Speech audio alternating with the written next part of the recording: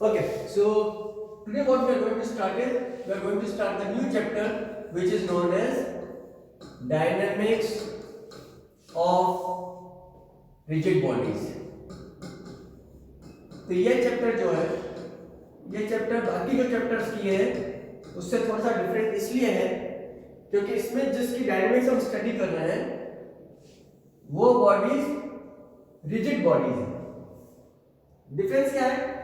अभी तक जो तुम लोगों ने मोशन स्टडी किया, जैसे तुम लोगों ने प्योर ट्रांसलेशन मोशन स्टडी किया, सर्कुलर मोशन स्टडी किया, या जैसे ग्रेविटेशन में तुमने प्लैनेट्स का मोशन स्टडी किया, तुमने सारे ऑब्जेक्ट्स को ये कंसीडर किया था कि they are basically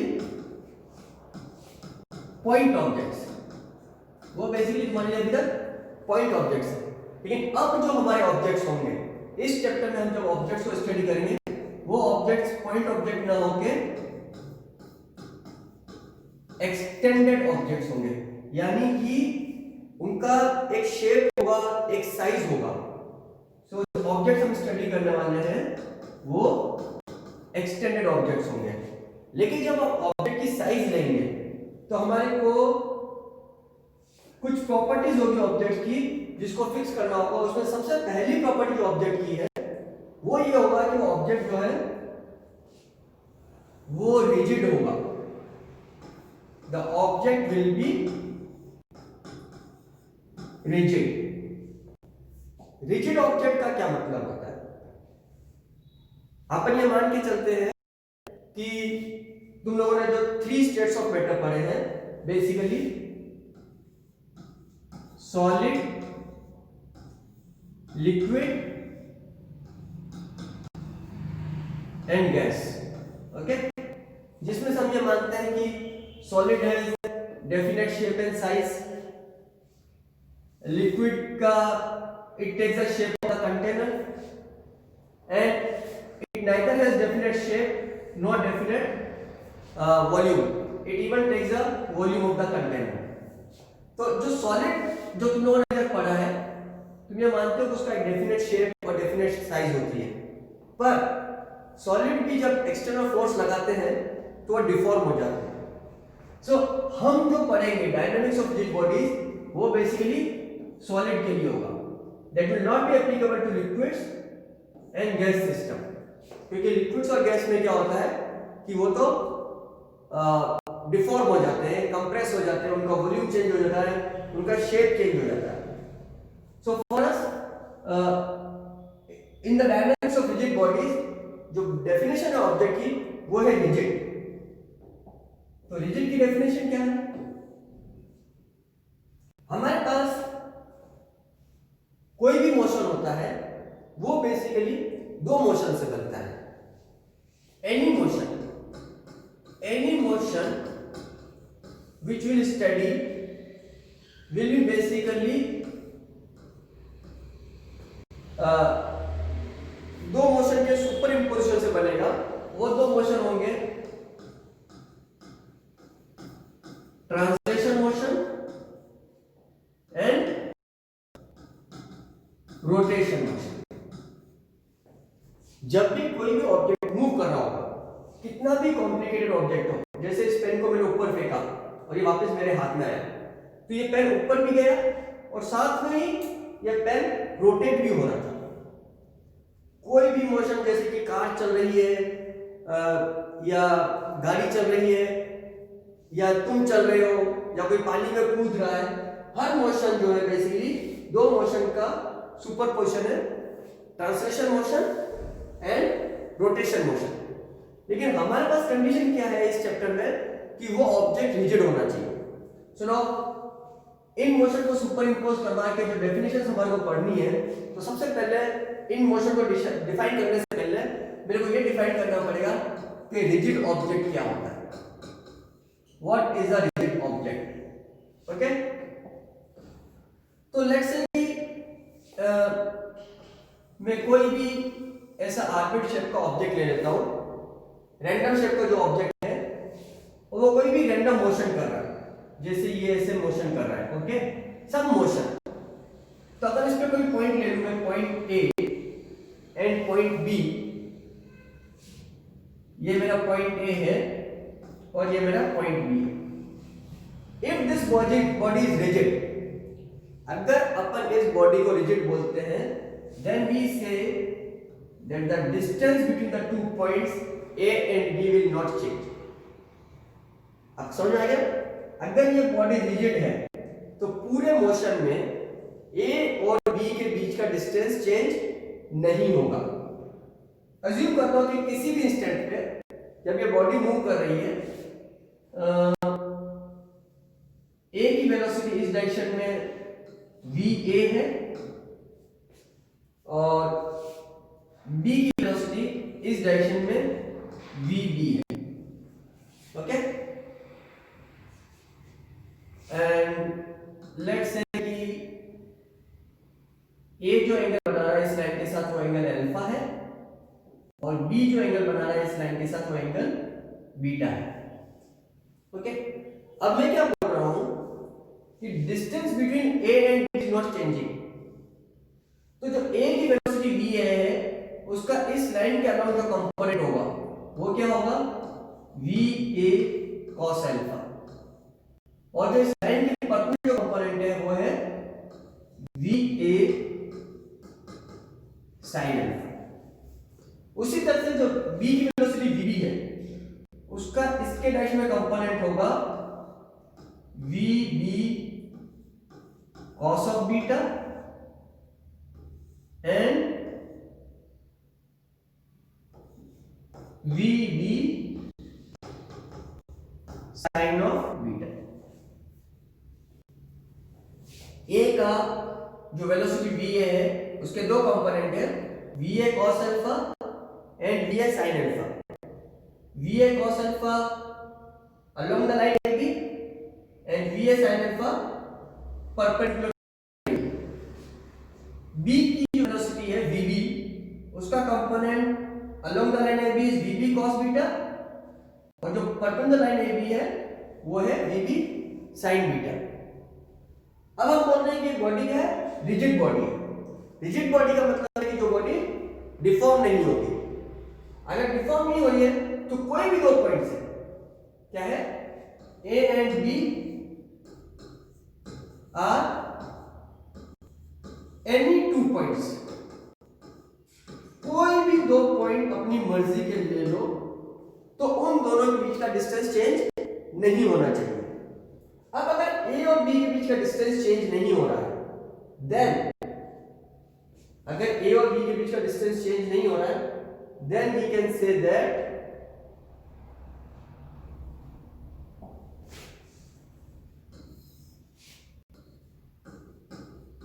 velocity of approach slash separation has to be 0। अगर दो पार्टिकल के बीच का डिस्टेंस चेंज नहीं हो रहा है तो उन दोनों पार्टिकल ना तो एक दूसरे की तरफ अप्रोच करेंगे ना एक दूसरे से सेपरेट होंगे। Particles are neither approaching each other not separating each other. यानी कि जो अपन ने बोला या तो अप्रोच वेलोसिटी या सेपरेशन वेलोसिटी दोनों ही 0 होनी चाहिए। ना तो पार्टिकल अप्रोच कर रहे हैं ना ही पार्टिकल एक दूसरे से सेपरेट हो रहे हैं। तो along the line joining AB का जो वेलोसिटी के कंपोनेंट्स है वो क्या होने चाहिए, वो इक्वल होने चाहिए।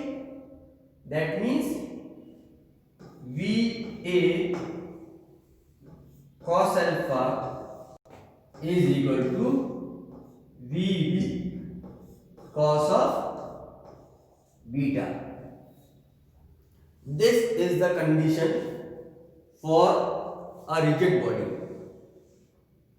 ये कंडीशन रहेगी हमारी रिजिड बॉडी की कि हम जब रिजिड बॉडी के मोशन को स्टडी करेंगे, हम कोई भी दो पॉइंट ले लें, उन दोनों पॉइंट की जो velocity along the line joining होगी, relative velocity along the line joining, वो 0 होगी। यानी या ना तो एक दूसरे को अप्रोच कर रहे हैं ना ही वो एक दूसरे से सेपरेट हो रहे हैं। ओके, सो मैं वापस से वो पॉइंट ए बी बनाता हूं। ये मेरा पॉइंट ए था, ये मेरा पॉइंट बी था, and this velocity is v A cos alpha, and इसी डायरेक्शन में जो बी की वेलोसिटी अपन ने ली थी, this was v B cos of beta, और जो परपेंडिकुलर वेलोसिटी अपन ने ले ली थी वो थी v A sine alpha, and this was v B sine of beta. हम लोगों ने कंडीशन क्या लिखी है रिजिड बॉडी के लिए? रिजिड बॉडी की कंडीशन है we A cos alpha is equal to v B cos of beta. And अब देख लो जो velocity of A related to B, that is velocity of A related to B, वो सिर्फ परपेंडिकुलर कंपोनेंट्स की वजह से आ रही है, which will be equal to VA sin alpha minus VB sin beta. यानी कि अब A की वेलोसिटी और B की वेलोसिटी जो रिलेटिव वेलोसिटी है वो सिर्फ और सिर्फ A और B के परपेंडिकुलर है। Then we can say that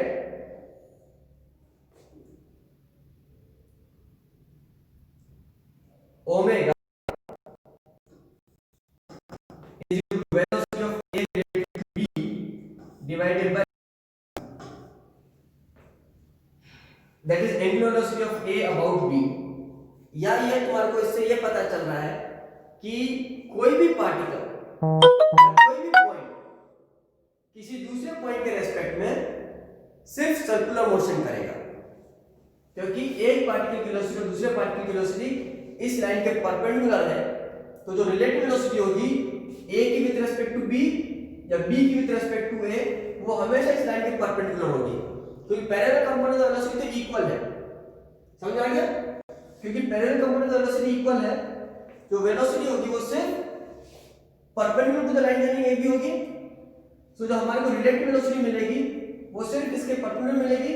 that means because velocity is perpendicular line joining the AB, that means the particle A is performing circular motion with respect to the point particle B, or particle B is performing circular motion with respect to the particle A। तो ये बात भी तुम्हारे को बिल्कुल clear हो गई कि कोई भी मोशन है which is basically superposition of two motion, translation motion and rotational motion, and because it's a rigid body, अगर अपन कोई भी दो पॉइंट रिजिड बॉडी में ले लेंगे तो उन दोनों पॉइंट्स की separation velocity average velocity zero होगी, और हर पार्टिकल किसी भी दूसरे पार्टिकल के रेस्पेक्ट में रिजिड बॉडी मोशन में सिर्फ सर्कुलर मोशन करेगा और कोई मोशन नहीं करेगा। Is this clear? So let me now explain you,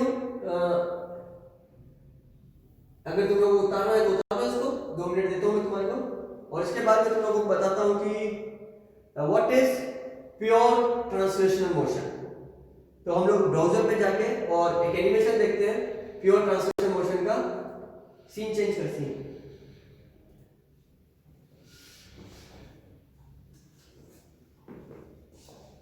translation motion देखेंगे हम लोग।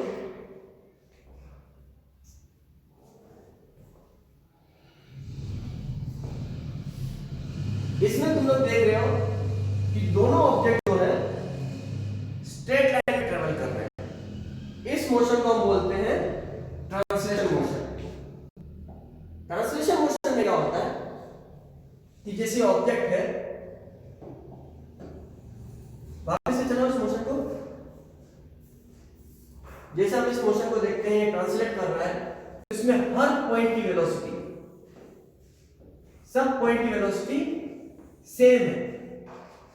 वेलोसिटी सेम होने का मतलब है मैग्नीट्यूड भी सेम है और डायरेक्शन भी सेम है। ये क्लियर हो गया? ट्रांसलेशन मोशन का मतलब है कि हर पार्टिकल की जो, वापस ट्रांसलेशन मोशन का मतलब होता है कि कोई भी दो पॉइंट की वेलोसिटी सेम होगी, या मैं बोलूं कि हर पॉइंट या हर पार्टिकल उस रिजिड बॉडी पे उसकी वेलोसिटी सेम होगी, तो ट्रांसलेशन मोशन होगा। ठीक है, वापस से normal.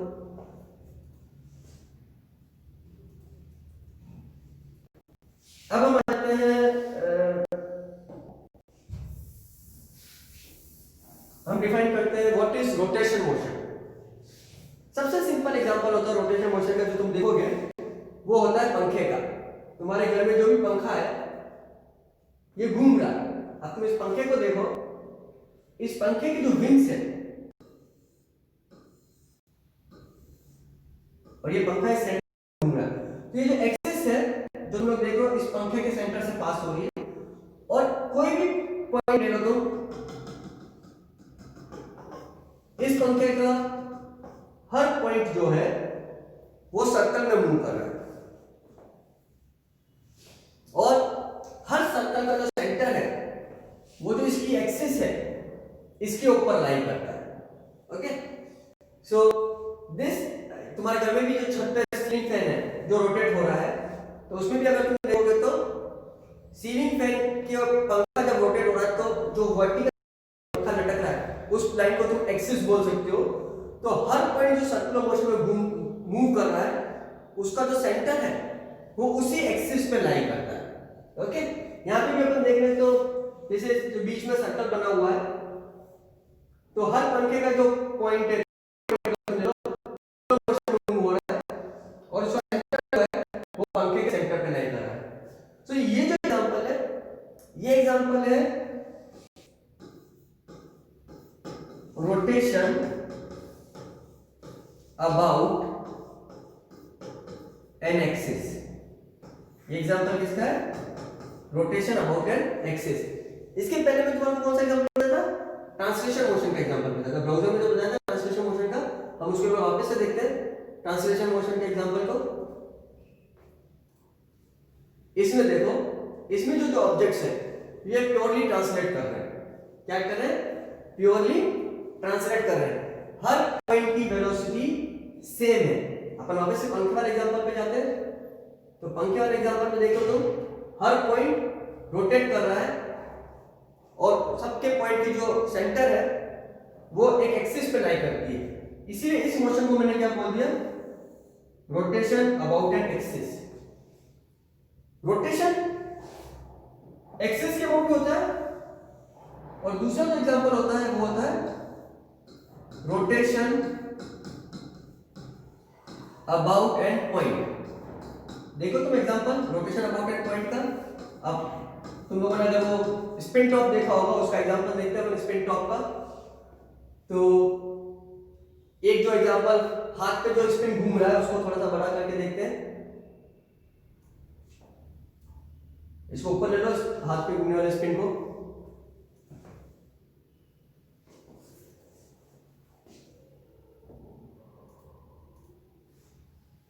Now you can clearly सी कि छोटा कर इसको।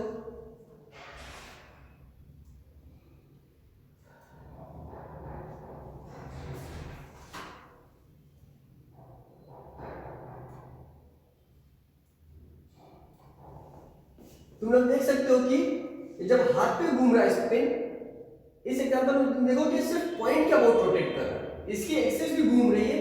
तो इस मोशन को जो बोलते हैं, this is known as rotation about a point.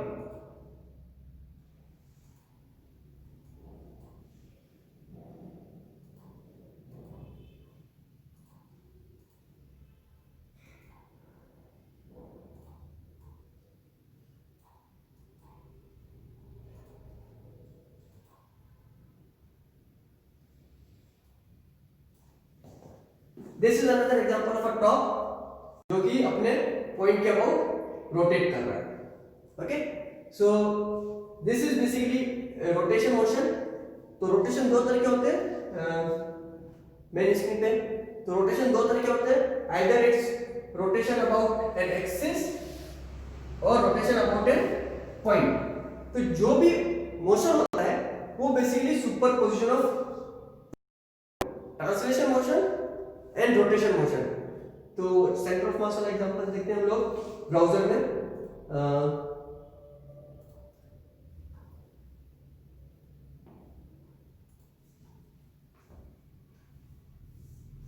जैसे मैंने इस पेन को ऊपर फेंका, इसको देखो जब मैंने फेंका है तो ये पूरा ऑब्जेक्ट एक कॉम्प्लिकेटेड मोशन कर रहा है। ओके, वापस से क्वेश्चन को चलाते हैं हम लोग। तो तुम लोग देखोगे कि इसमें जो रेड कलर का पॉइंट है, जो बेसिकली इस ऑब्जेक्ट का सेंटर ऑफ मास है, वो बराबर एक ही पाथ पे जा रहा है, and that is pure translation motion for it, जो कि पॉइंट ऑब्जेक्ट जैसे बिहेव कर रहा है। लेकिन बाकी जो पूरा ऑब्जेक्ट है वो ऐसे रोटेट हो रहा है। So this is basically a combination of a translation motion of the object and rotation about some axis, and that axis will always pass through centre of mass. सो मैंने तुम्हें बताया था कि कोई भी मोशन जो होता है that is basically combination of two motion, translation motion and translation motion है, रोटेशन मोशन। तो इसमें क्या है, you can clearly see it is the translation of the centre of mass. किसका ट्रांसलेशन है? Translation of the centre of mass and the rotation of the object about the axis passing through center of mass. So I conclude this here. I conclude that any object, any motion is superposition of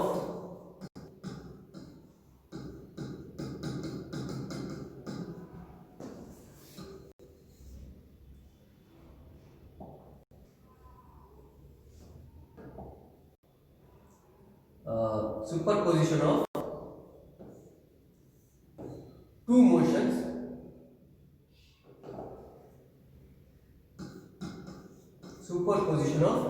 two motions इसमें से जो पहला motion है that is translation of centre of mass and second is rotation of the object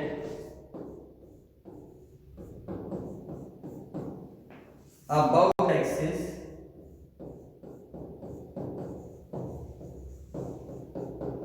passing through center of mass.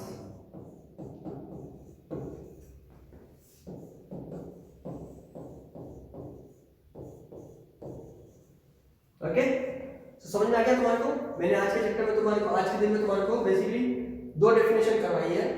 एक तो definition of rigid body करवाई और एक डेफिनेशन ऑफ रिजिड बॉडी का मोशन करवाया।